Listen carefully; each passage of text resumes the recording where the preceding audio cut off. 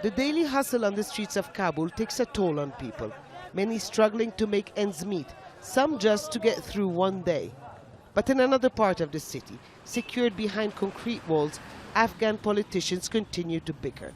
5 months after the election, incumbent President Ashraf Ghani was declared winner by the controversial Electoral Commission, which pushed his rival and chief executive of the outgoing government, Abdullah, to announce that he will also form his own government. That is true. But as we are talking right now, there is an opportunity to tackle this issue and find a reasonable solution for the political crisis. If not, yes, we had announced that we will go ahead with our inauguration. Dr. Abdullah firmly believes that according to the biometrically verified votes, he has won the election. The two men already had a power-sharing agreement brokered by the United States in a national unity government that was all but united. It's nothing new for the Afghans. Less than 20% of the registered voters took part in the past election. Many didn't because of the insecurity in their areas, but many others simply because they lost faith in their leaders. And ask anyone now, they would tell you they're more preoccupied with the upcoming peace deal between the US and the Taliban than who will become their next president.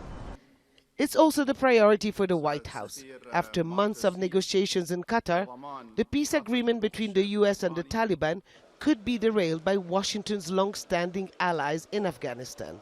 The next step subsequently will be the intra-Afghan dialogue, the vital, crucial intra-Afghan dialogue.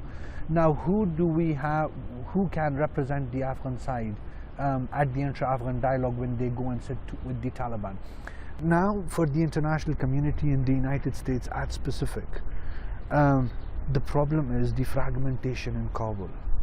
The Taliban agreed to a confidence-building deal to reduce violence for 7 days. They are seen to have respected the agreement with the Americans, even though there have been multiple attacks around the country targeting Afghan security forces. The Taliban did not agree to a complete ceasefire because it could lose its power on the ground. But this deal shows our flexibility. We were wise and we agreed to this reduction of violence period so no one could blame us. The US seems to have put a temporary stop to the infighting. Ashraf Ghani is now set to be inaugurated on March 9th. But the political divisions in Kabul are now the biggest challenge for ending America's longest war and bringing the peace Afghans have been aspiring to for decades. Hoda, ABDEL-HAMID, Al Jazeera, Kabul.